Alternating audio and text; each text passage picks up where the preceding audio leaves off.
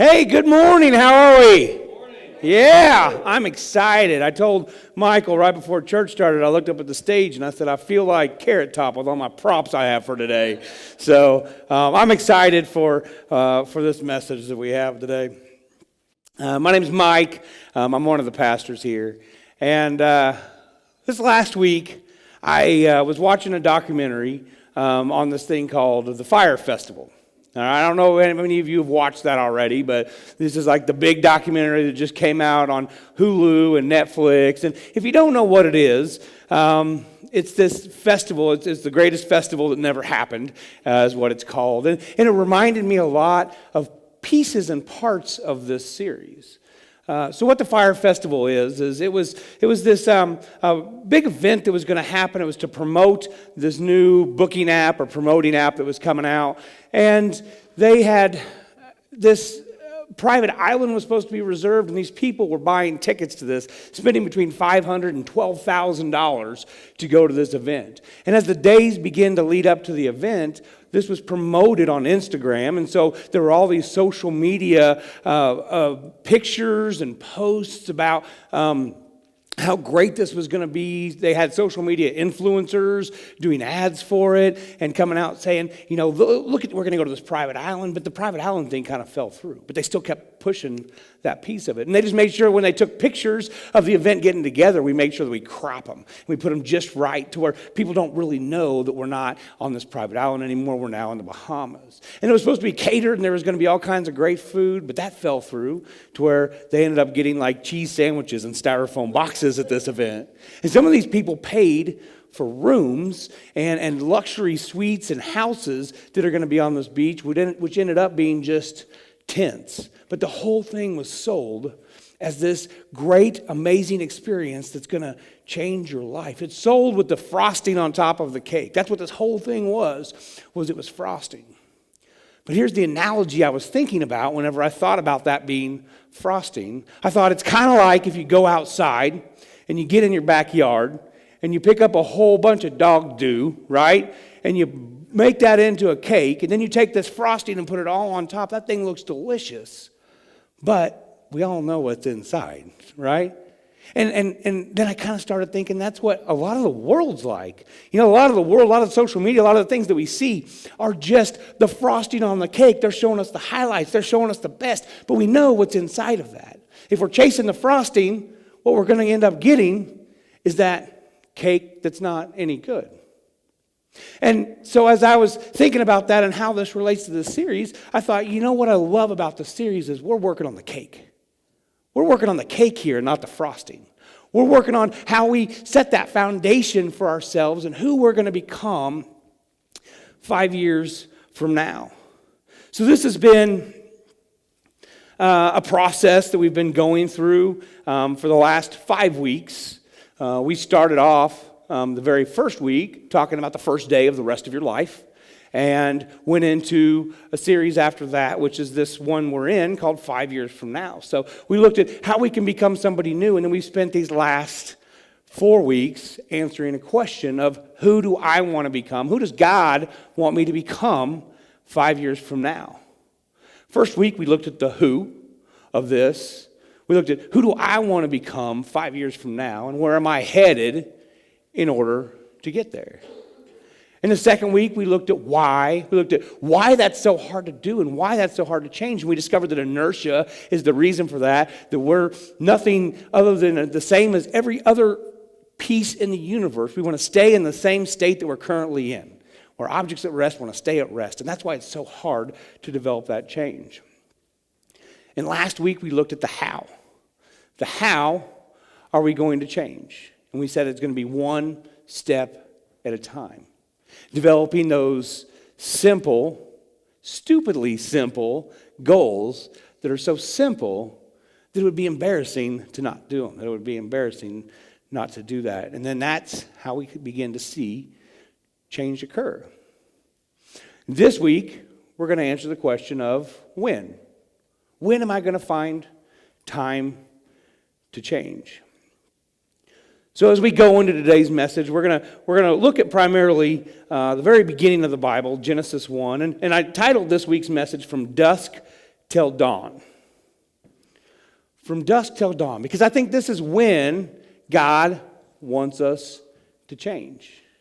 Now, I have to admit that this is a movie title, and that's where I stole it from, and I'd never seen the movie before, and so yesterday I thought it'd be a good idea to familiarize myself with the movie before I preach the message today, and that is a weird movie. I had no idea what I was getting in for, and I was just like sitting there with my jaw open. This has nothing to do with the movie From Dusk Till Dawn. I promise you that. But I think this is the time. This is the time that we're going to find the win. This is the time that we're going to find the win. We're going to become different.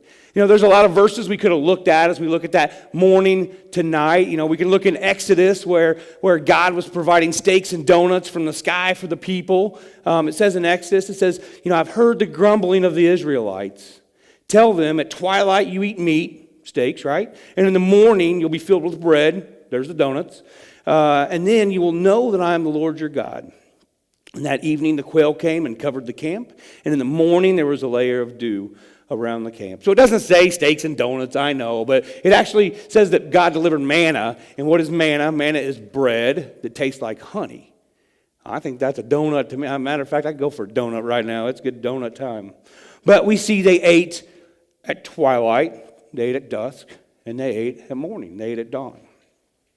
We could also look at the Psalms where it talks about our whole life is like a flower. It compares it to a flower. It says, in the morning it springs up new, but by the evening it is dry and withered. So our life is kind of like a dandelion. You know, it sprouts up in the morning. It's brand new. It's beautiful.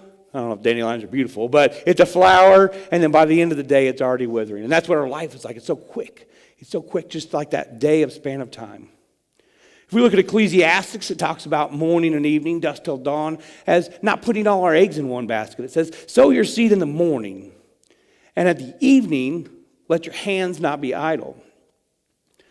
For you do not know which one will succeed, whether it is this or that, or whether both of them will equally do well. They're warning us in the morning, go ahead and plant your seed, but it may grow, it may not grow. So while you're sitting there waiting on the seed to grow, there's no reason to sit there and watch it. Figure out something else. Start an Etsy shop. Get a Kickstarter going. I don't know what it is, but your seed's not going to grow faster if you watch it. So find something else to do, and then you can have both of those to rely on. Or we could talk about the return of Jesus. Like Jesus tells us when he's coming back. You know, in the Bible, in Mount Mark, he's like, okay, guys, ready? Listen up. Here's when I'm coming back. And they're like, okay. And I bet they're all ready. And they're like, all right, Jesus, what is it? And he goes, keep a watch because you don't know when the owner of the house will come back. Whether it's in the evening or at midnight, or when the rooster crows, or at dawn.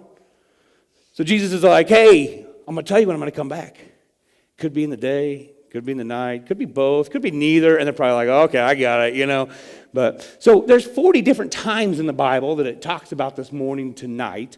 And I'm not going to go through all 40 of them, but what we're going to primarily look at today is the very beginning of the Bible. The very first mention that we have in the Bible of dusk till dawn, evening to morning. We're going to start off in Genesis 1, verse 1. It doesn't get earlier than that. That's the absolute beginning of what happens. It says, in the beginning, God created the heavens and the earth. Now the earth was formless and empty. Darkness was over the surface of the deep, and the Spirit of God was hovering over the waters. And God said, let there be light. And there was light, and God saw that it was good. And he separated the light from the darkness. He called the light day, and he called the darkness night. And there was evening, and there was morning the first day. Evening to morning, dusk to dawn. It's interesting that that's the first time it's mentioned in the Bible because we don't think of it that way. We think of day to night and not necessarily night to day. But years ago, before we had fancy, watches and phones that told us time and clocks on the wall and calendars that told us days, that's how they measured day, from sundown to sundown. And they would know that it was the beginning of a new day when the sun would go down. So even though we look at our days like our day starts at maybe when we wake up, maybe in the morning and go through. The day really kind of starts at midnight, right? A new day starts at midnight. So that's when the beginning of that day is. So what I want to do is that we're going to look at, sorry, I meant to flip that before I got up. Anyway, I want to kind of look at our day, and we're going to talk about what that means from dusk till dawn. If we look at a day, and we'll have kind of a little 24-hour clock here. So we've got 24, 12, 6, and 18. And we look at what that looks like. So for most of this area that we live in, here in Neosho, Joplin, Carl Junction, wherever you live, whether it's in Arkansas, the sun goes down right about here. I don't know if I got the right spot, but right about 5:30, okay? So right about 5:30 at night, the sun goes down. And the sun rises right about 6:30, 7 o'clock in the morning, right about there. So what I want to look at and what I want to focus on today is this time from dusk till dawn. Because this is the time that you can influence the most. I picked the wrong time, didn't I? That's all right. Green means don't go. That's a bad time, okay? So what I want to focus on today is from dusk till dawn. I picked my wrong side. So this time up here, because these 14 hours of the day are what we tend to neglect the most. And what we do is we try to cram everything in to these 10 hours. That 7:30 a.m. to 5:30 p.m., that time that the light is out, that the sun is out, that we think of that as our day. That's when we can get anything accomplished. But here's the problem with that. The problem with that is what happens during this point of the day. That's when you got to go to work. That's when the doctor's appointments are. That's when you got to get groceries. That's when you got to go to the DMV. That's when you got to go to your dentist appointment. That's when you got to pick up your kids from soccer and take your kids to soccer and take them to basketball practice. There's so many things that happen in this part of the day. That's when your meetings happen. That's when your boss tells you have to do this thing. There's so many things that you have no control over, yet we put those things when we're talking about who we want to become 5 years from now and what are those simple goals and steps that we're going to do, we try to stick those in here.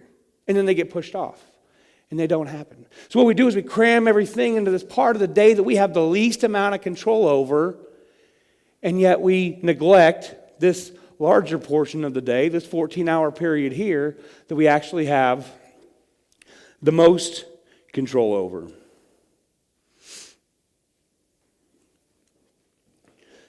The other reason why I would say that this is important is because if we look at this part of the day that we have the least amount of control over, we can say, you know what, if you have an awesome evening and a killer morning, all the stuff that happens in here that seems so important almost seem meaningless. If we can make this part of the day, from dusk till dawn, totally rockin' awesome, then the stuff that happens during the day, you still might have bad days, but it's a lot harder to have a bad day when you had a great evening and then you went into a good morning. So how do we do this? I've got two easy things that we can talk about today at how we do this. The when we're going to focus on this is going to be during this time frame, and how do we do that? There's two things. First thing is get sleep.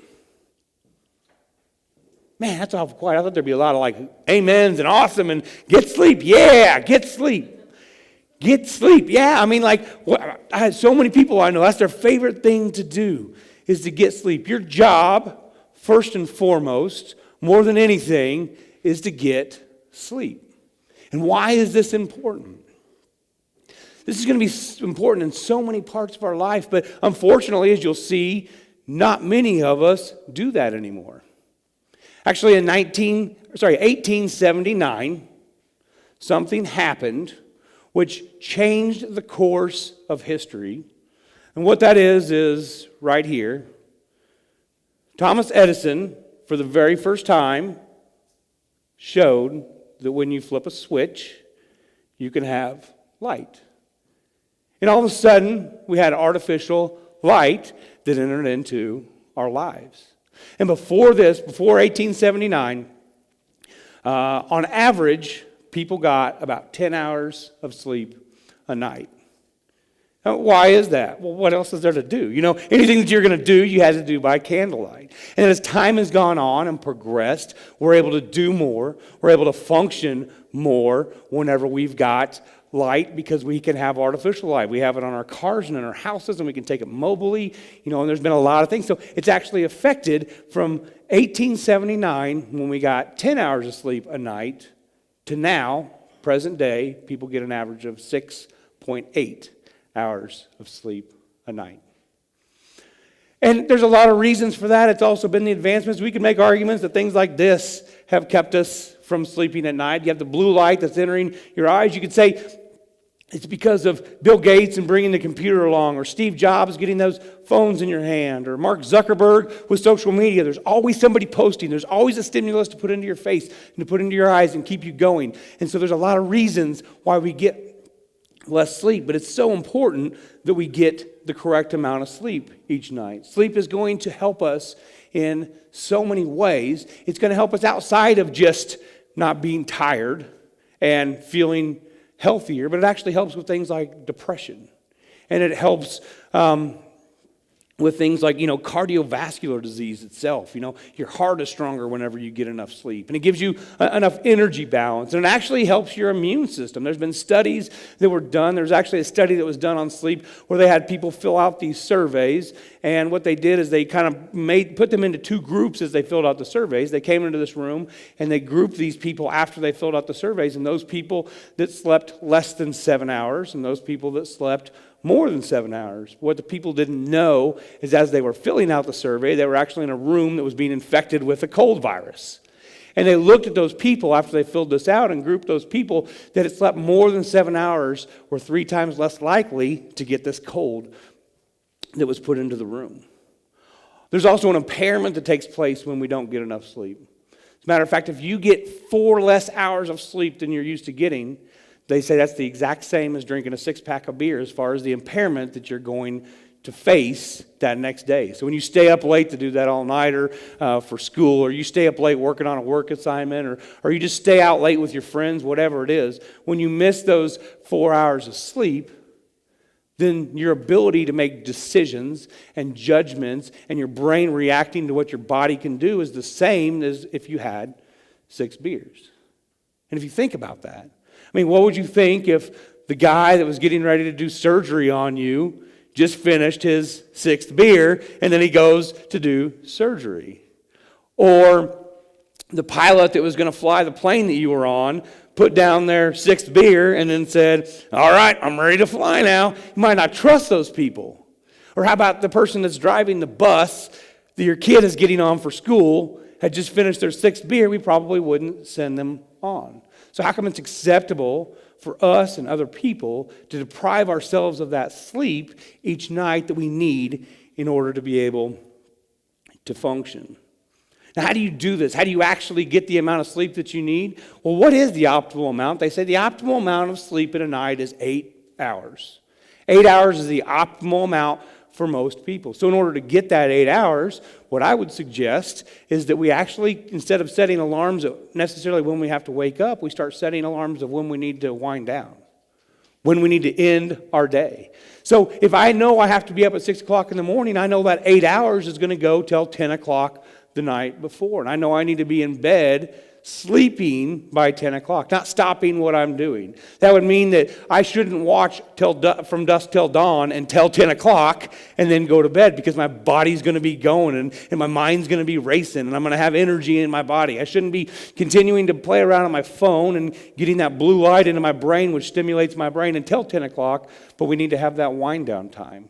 We need to have that wind down period where we say, okay, at 9, I'm going to start going through that routine of when I'm going to go to bed, and have an intentional plan at how. I was thinking about this as I was preparing the message and all these things. I was thinking, well, duh, because I tell my kids this every night. You got to be in bed by 10. That doesn't mean go to bed at 10. I want you asleep by 10. That means you need to go to bed at 9.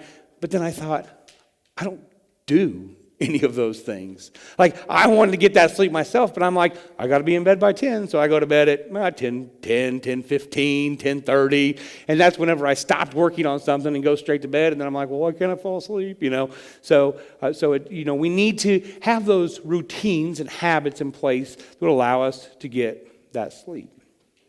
So the first thing that we got to do is we've got to get sleep, and the second thing is go deep. We got to get sleep, and we got to go deep. What are we talking about, go deep? Well, I think there's 3 different ways that we can go deep. And those ways are spiritually, physically, and creatively. And we're going to talk about each one of those. I think it's so important. I think probably one of the most important ones that we have is spiritually. As we look in Psalms 46, it says, "Be still and know that I am God." So maybe your time that you have to go deep spiritually, this is that time that we're spending in these 14 hours right here. Of course, we have our sleep that we've set aside. That's the most important chunk that we get of this. And then we need to figure out how we're going to go deep during this time as well to become who we want to become and who God wants us to become 5 years from now. And so maybe your spiritual time is in the evening. Maybe that's when you choose to do that, such as Adam did it. It said Adam walked in the garden with God in the cool of the evening, and that's whenever he spent his time with God. I personally choose to do mine in the morning. And I have some reasons for that. You can choose to do it whenever you want, but that's whenever I told you last week that one of my stupidly simple goals for last year was to read at least one scripture a day. And many days I read a lot more than that, and I've chose to make that in the morning. And the first reason for that is it can just be a part of my routine. It can be a part of my routine when I get up in the morning. I get sleep.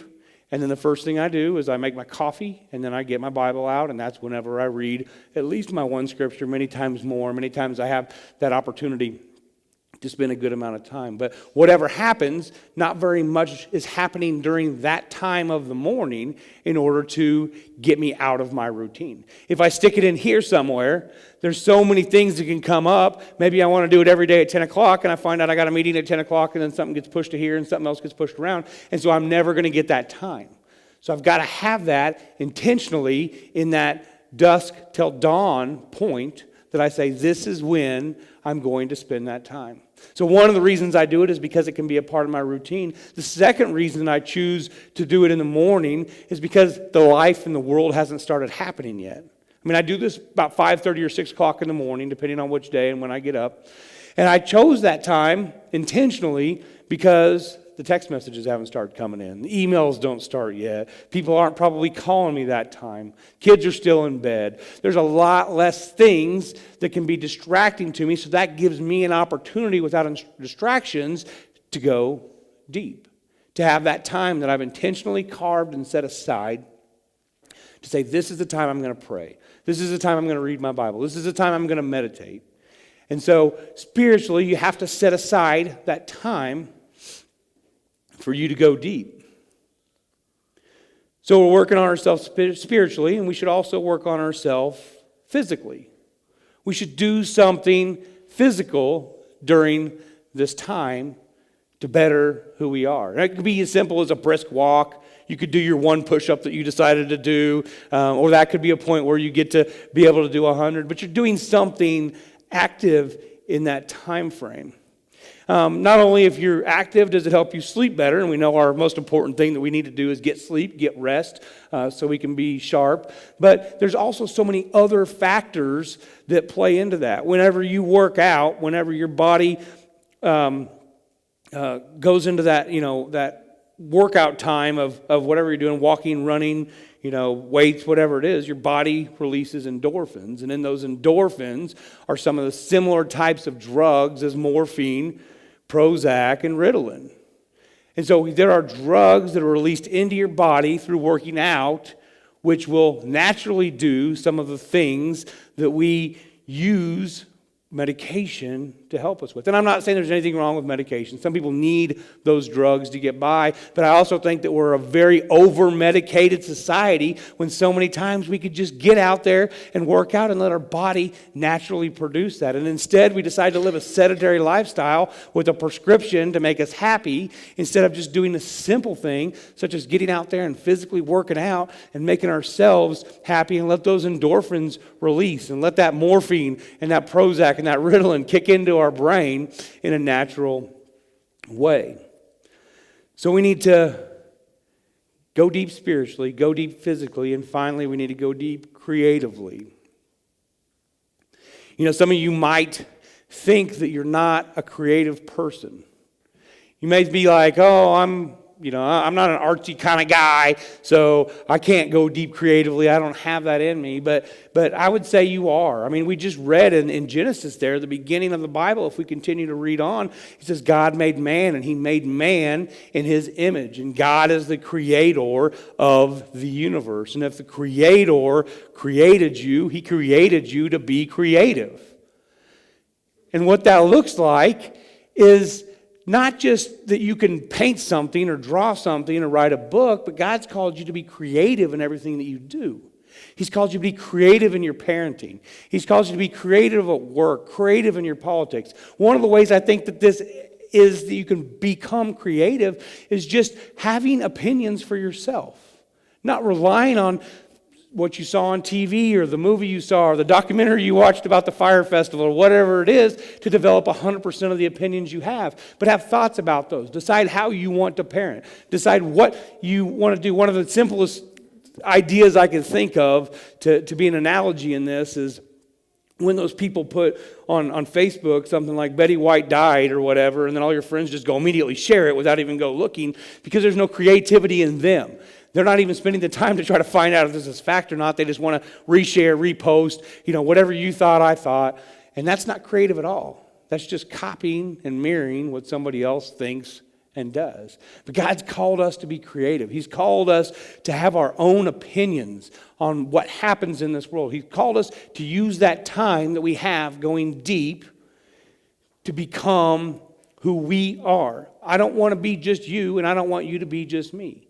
But I want you to spend time, and I want to spend time going deep in reading, going deep in getting better at my job, going deep in the Bible, going deep at whatever it is, and come up with creative solutions at how I can do this better, or how I can parent better, or how I can, whatever I need to be better, that I can creatively come up with that. So, why is going deep so important? I've talked about it a lot and the ways that we need to do that. And I think it's because right now in our world that we have less people more than ever going deep in anything.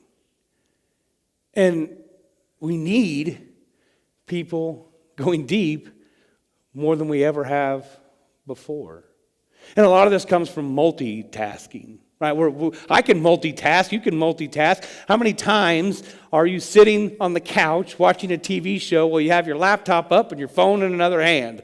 You're doing multiple things at the same time. Or, we drive and we have to text or send an email all at the same time. No, we don't do that, right? We don't text and drive. I don't know how many times in a week I'm at a stoplight behind somebody that when it turns green, it takes them about 15, 20 seconds to finish their text before they continue on.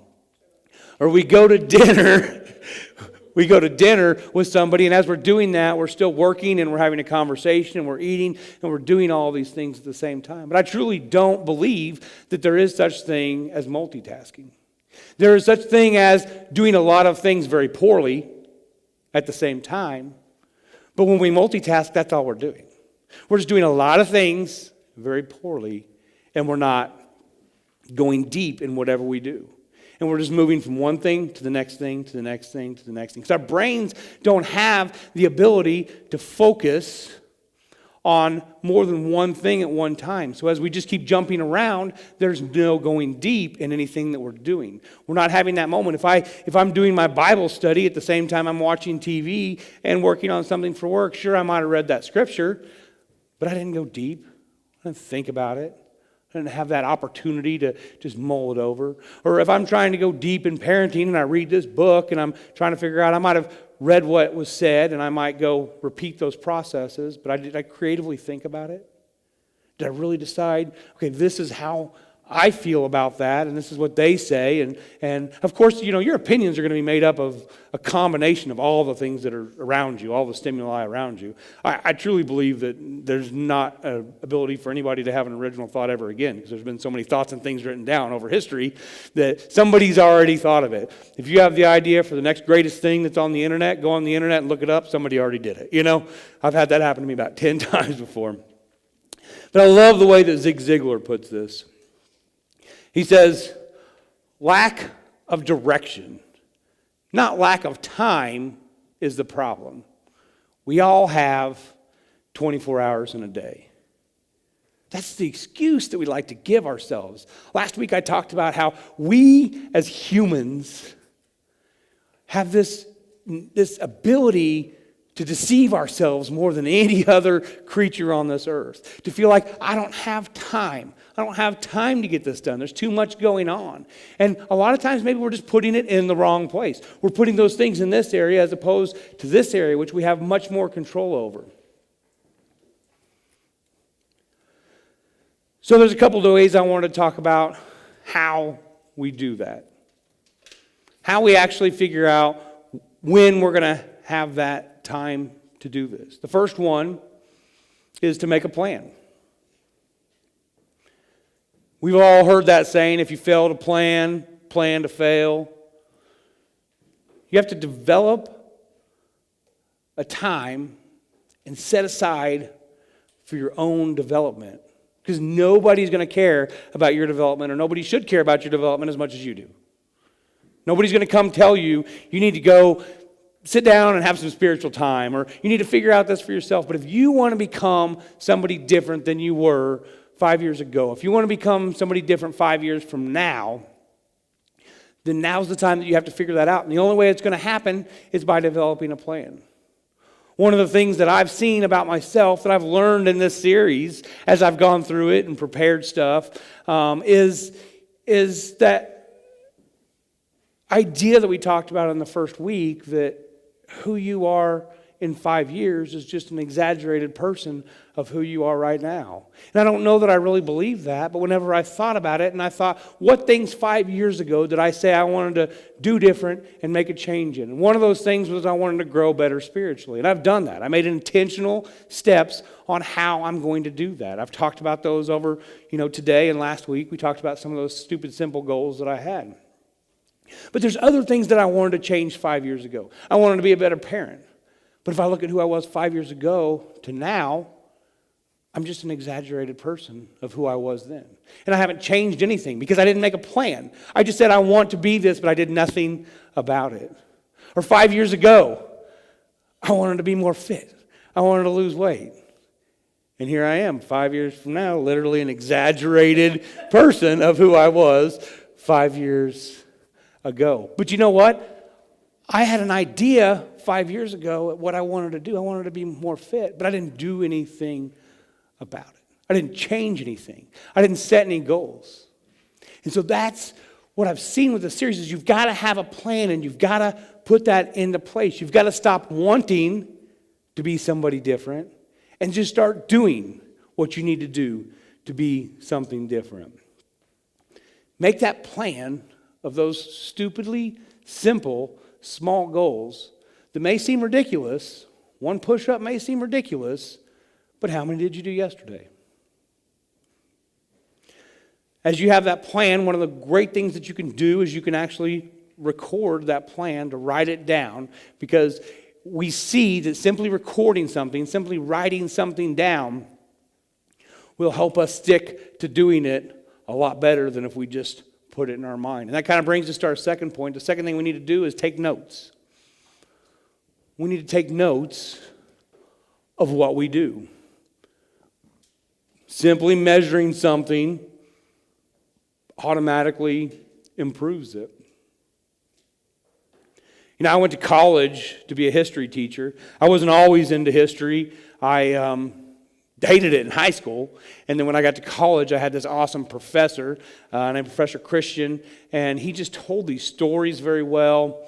And I really got into it. I enjoyed history so much. That's when I changed my major to history and education, because I realized that I didn't hate history. I just hated my history teachers in high school because they were old and boring and unrelatable. And so I was going to do different. I was going to make a change in this world.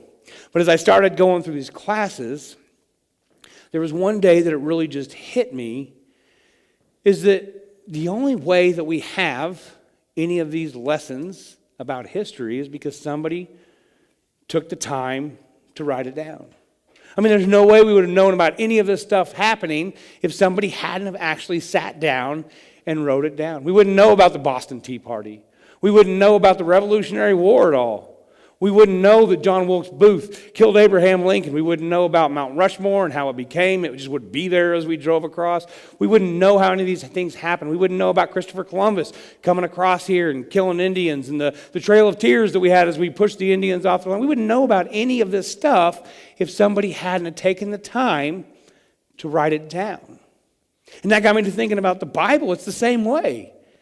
If somebody hadn't taken the time to write down what happened in their life and what happened in people's lives around them, we wouldn't know any of this.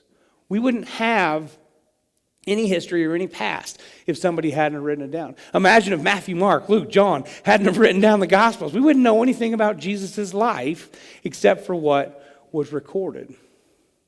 So it's important for us to write down what happens in our day as well. Because you might not think it's significant, but it absolutely is. The things that you do, the things that happen. I mean, it was very common for them to sit down at the end of a day and write in a journal all the things that happened. And this is a trait that we've just lost through time. But it's very important that we continue to write things down. You are a part of living history. You are. Absolutely you are. You were created by God on purpose, for a purpose, which makes you a part of living history. And don't you think that it's important for us to write down those pieces that are a part of living history for people to be able to read in the future? I mean, maybe you write down what it was like when you had your first kid and what you were scared of and what you were excited about. Or maybe that first time that you found Jesus and you started following him, what you felt like in that situation. Or the first time that you gave a public speech. Or the first time you taught a class. Or the last time you taught a class. The first time you coached a game. Or maybe you write down the thing that you did today to make somebody else's life just a little bit better. Because nobody's ever going to know these things that you did that are part of this living history unless you write it down. So we need to have a plan, and then we need to take notes about our life and record those things that we've done. You know, as we finish up this series and as we wrap up this series so far, this has been a journey for all of us. And I talked about that in the very first week, that this would be just one long extended message over multiple weeks. But I don't want the journey to stop here. This isn't the end of the journey. We never wanted to become who we were going to be by the end of the series, or by March, or even by the end of this year. But it's going to be easy to close this series out and go on to the next one and be like, okay, that was good, but we're not where we want to be 5 years from now. You know, we all started on the first week with probably different things in our mind at who we wanted to change we were 5 years from now. Some of us might have been, we wanted to change our marriage. Others of us might have been, we want to change how we parent. Or maybe we wanted to change how we have those relationships with friends and the way that we develop those and the way we act towards other friends. Some of us, it might have been study habits. Others, it might have been that we need to change the hobbies that we have or become healthier. Or maybe it was that you want to grow that relationship closer to God. But whatever it was, we're all going to get there the same way. We're all going to get there by having those stupidly small, simple things that we put into place. And we have that consistency that we built up. And then we stop wanting to become somebody else and start doing something to become somebody else.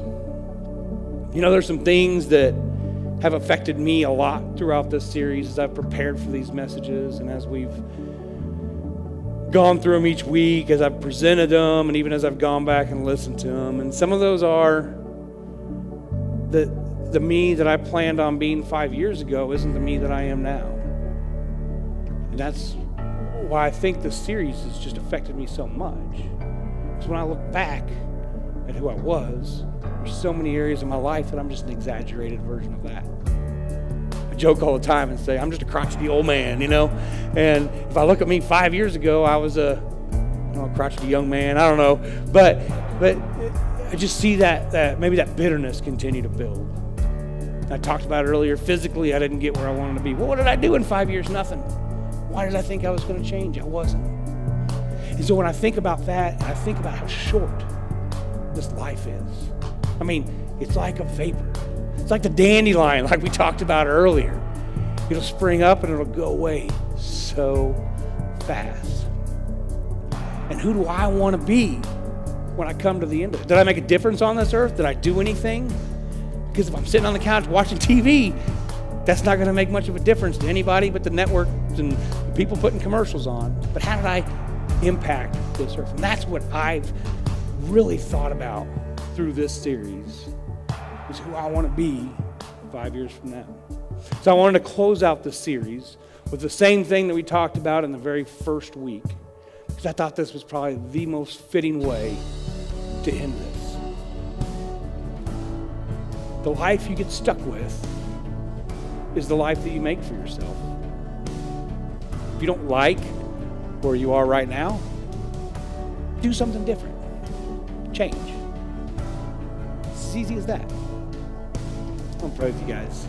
Dear Jesus, I love you so much. I am so thankful for this opportunity that you've given each one of us as we listen to this series to become who you want us to become 5 years from now. Lord, pray that as you would continue to work on this, that next week, next month, and 3 months, that we don't forget about this series, but we are still continuing to do those stupidly small steps in our life that make us somebody that we won't even recognize 5 years from now. If current me ran into 5 years from now me, I wouldn't even know who that person was, because I've changed so much. I've changed into what I want to become. I'm changed into what you want me to become. Lord, I pray for each person here, each person that's attended this series, each person that's watched this online. I pray that you could give us that motivation and that knowledge and that power to understand that we need to go deep in what we do. We need to go deep in who we want to become and who you want us to become as we continue to change slowly, consistently, day after day, so small that by 2024, we're a completely different person. And we have made a change, and we aren't just an exaggerated version of who we were, but we've become who we want to be. Lord, I pray for Ignite as well too. That not just that we're praying for the individuals, but I pray for this church. I pray that this church, that you would help us continue to take those same steps to become who you want Ignite to be in 2024. And then we can continue to put you in the center of what we do. Lord, I pray this in your glorious name. Amen.